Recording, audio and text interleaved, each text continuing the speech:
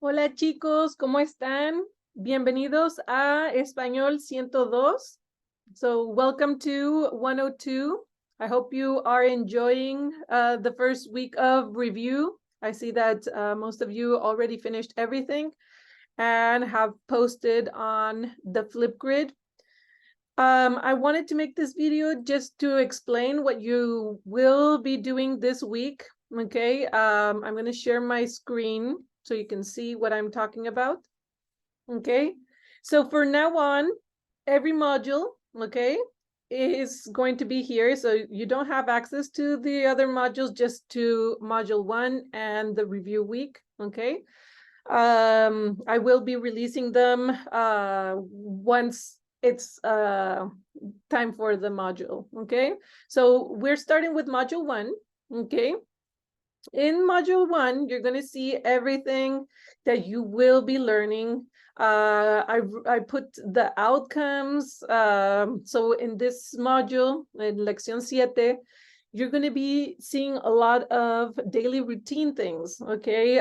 Hygiene, and all these things that have to do with daily routines, okay? We're going to go over reflexive verbs, which are verbs that you do and you receive, like washing your hands, okay? And you wash your hands. I'll explain that in a second. Indefinite and negative words, preterite of ser and ir, okay? The nice thing about this is that ser and ir are conjugated exactly the same, okay? So you just have to learn one way, right?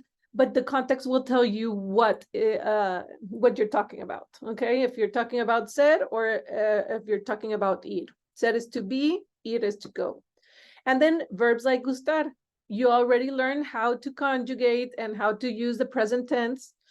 Verbs like gustar are formed differently. So we'll see that in a second, okay?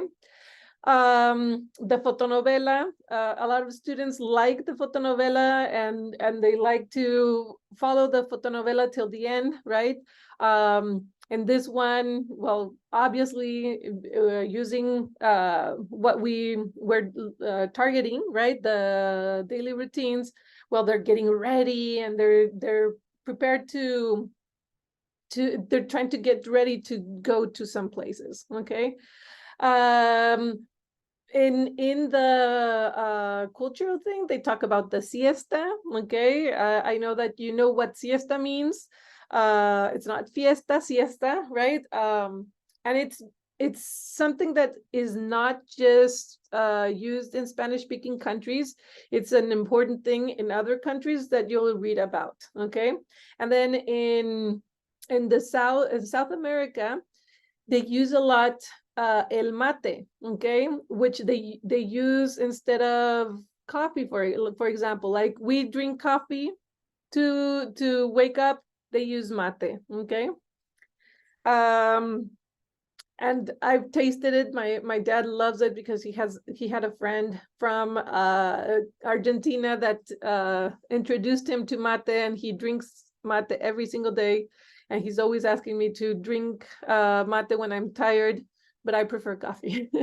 But there's people that love mate, okay? So you're gonna see the things that are due, okay? The VHL homework, you're gonna see that there's gonna be a module exam. This module exam is not gonna be released until Friday before the due date, okay? So in this case, the due date is on the 25th, right? So I'm going to be releasing the exam on the 20. Oh wait, sorry, I'm on February. So the due date for the homework and the exam is going to be on the 4th of February. So I will be releasing it on the 2nd of February. Okay, so just have that in mind. Okay. And then there's a Canvas assignment that I see that I just checked, and a lot of you have already started with the discussions. You have to find a partner and work with him. Okay, so this activity, this project you will be doing one per module. And I want you to use this activity to practice your Spanish, okay? So part of it is what you turn in, right? And part of it is what you do with your partner. Every time you turn in a Canvas assignment, you have to tell me who your partner was, okay? So I have an idea of how it's going. I also see in discussion boards who's working with who, but it's important to put the name, okay? You always have extra points, okay? The option. This is not something that you have to do, but it's optional to make a study guide. This study guide can be flashcards that you created, notes, and just send me pictures, or if you do a Word document, whatever works for you. Each one of us is different in how we study and how we learn. So whatever helped you prepare for this exam works, okay?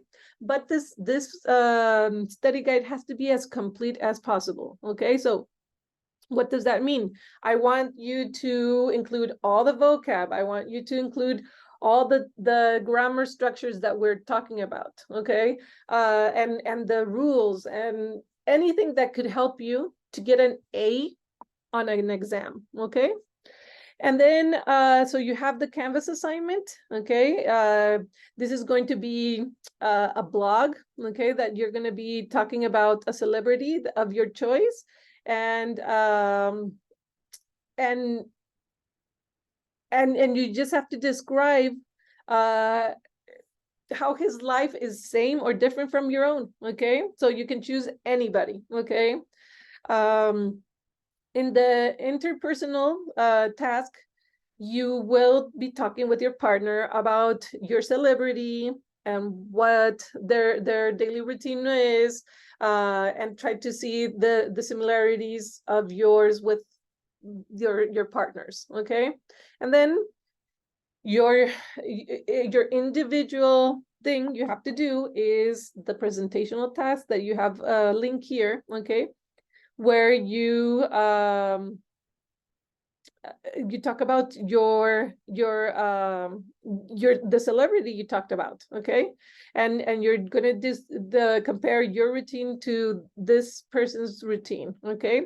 In the interpretative task, you'll see that there's a interview with Julian, okay, and that he talks about his daily routine, so that can give you an example or an idea of how to talk about the daily routine of your choice, right? Then you have all of these module content that will help you prepare for the exam, prepare to learn. I give you the pages, I give you additional vocabulary, and I've created grammar PowerPoints, okay, where I add what I think is important for you to know, okay? So for example, we have reflexive verbs, okay? I'm just gonna go over them. This is gonna be a really long video, but I think it's important. The reflexive verbs, as I said, okay, are verbs that you do or the subject does to itself, okay? So washing a car is not reflexive, right? Because you are washing something else. But washing your hands is, okay? So normally the reflexive verbs are lavar and then added with se, okay? And then you conjugate them, right? And the reflexive pronoun changes depending on the person you're talking about. If it's me, if it's us, if it's they, them, okay? An important thing when you say washing your hands, right? In Spanish, you use the your, right? But in Spanish, because you are already using the reflexive verb, right? Se lava, you use the article instead of the possessive pronouns, okay? The conjugations. So you're going to take the verb, okay? The verb as you have like for example, lavar, and you're going to conjugate it. Lavo, lavas, lava, lava, lavamos, laváis, lavan, lavan.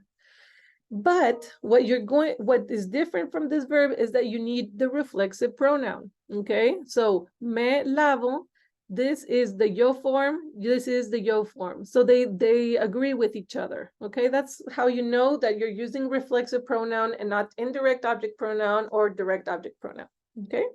Te lavas, se lava, nos lavamos, os laváis y se lavan, okay?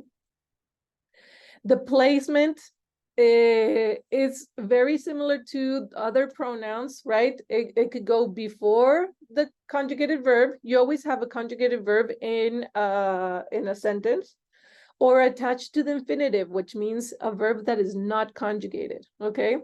Or attached to the progressive. But when you are attaching it to the progressive, you need to put an accent mark, okay? The accent mark is placed in the antepenúltima, which is the last, the third to last, right? So last, last, second to last, and third to last, okay? These are the common reflexive verbs, okay? Acordarse, acostarse, afeitarse, bañarse, cepillarse, despertarse. All of these, you can see them, okay? And remember, the se will change. So if you are using these as an infinitive, the pronoun has to agree with the subject. So if I say, voy a lavarme las manos, the me has to agree with me, right? Okay, so that's an important thing. Then, let me close this one. Verbs like gustar, okay? You already know how to conjugate in the present tense. The verbs like gustar are completely different. They're formed completely different because it does not, the verb is not conjugated for the subject, okay? So it changes. What happens is, we have like the verb gustar, right? Is not conjugated for who likes the shampoo, right? It is using the shampoo as a subject. So for example, in English, it would be the shampoo is pleasing to me, or is not, pleasing to me, okay? You need a indirect object pronoun, okay, to create these. So this is what you have, right? So you have the indirect object pronoun saying who likes, who dislikes, who is interested in. The verb, it could be singular if the subject is singular, so these two go together, or plural if the subject is plural, so these two go together, okay? So it's very, very important that this verb does not agree with the subject or the person that likes it, but the subject would be the thing that you like. If you have any questions, let me know, okay? Normally, we would put a mí me gusta, al señor le gusta, right? We use these to clarify if we need to clarify. And it's mostly used with le and les, because it could be él, ella, and usted, and then les with usted, ustedes, ellos, and ellas. So we tend to clarify, okay? But we can also do it just to emphasize, okay? Like, a mí me gusta cenar, okay? Things that you have to pay attention. The singular verb is used with singular subjects, singular things, or verbs. So you can have a list of things that you like to do. A mí me encanta leer, cantar, bailar. It's going to be singular, okay? So with verbs, it's going to be singular, okay? And verbs like gustar, aburrir, encantar, faltar, fascinar, importar, interesar, molestar, and quedar, okay? As I put here, faltar is lacking or missing of something, right? Me faltan $5 para comprar un libro, por ejemplo. Me quedan 5 páginas para acabar el libro. Okay, so the quedar expresses how much of something is left. Okay, like 5 pages to finish the book. Okay, and then I have some exercises from the book there. Indefinite and negative words, these are words that you have to memorize. Okay, these are memorization, right? You have indefinite that have to you're not specifying, right? They're indefinite words. Someone, something.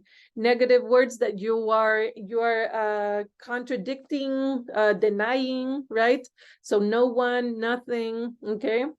And here I give you the list. Indefinite words would be algo, alguien, alguno, algunas, algún. Algún is used before a singular masculine noun.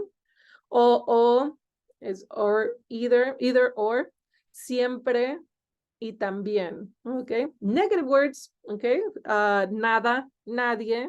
This one is only used with people. This one is only used with people. Ninguno, ninguna, ningún before a masculine noun, singular masculine noun. Ni, neither, nor. Okay. Nunca, jamás, and tampoco. Okay. So that's an important thing to know. Where do we place them? We put them before the verb, as I put here. Okay. And or you put no, a verb, and the negative word. Okay. In Spanish we can have 2 negative words. In English you can't, but in Spanish you can. Okay, so that's an important thing to do. When you're referring to a person, you need the personal a. Okay, and what I said before masculine singular nouns, it changes to algún or ningún. Okay, and then preterite tense of ser and ir. This is I love this because it's easy. This is the same conjugation, and you just have to be paying attention to the context. Okay, so ser and ir would be conjugated yo fui, tú fuiste, él fue, nosotros fuimos, vosotros fuisteis, y ellos fueron. Okay, if I say él fue a comprar shampoo y jabón, fue is to go. ¿Cómo fue la película de anoche? Fue would be ser. Okay, so that's the things that you will see on this exam, right? So pay attention, use these PowerPoints. A lot of the students print them out and write on them, and write things that help them. They have them there, right? So I really highly encourage you to use them. Okay, and so please let me know, email me. You have been doing a great job emailing me. For those of you that have been having problems or issues, thank you. Continue doing this, and I can help you in any way. Okay, have a great week, and remember, you need to be contacting your partner for the Canvas assignment by Sunday, this Sunday, okay? So you have next week to work on the project, okay? Bueno, chicos, cuídense mucho y nos vemos pronto, okay? Hasta luego.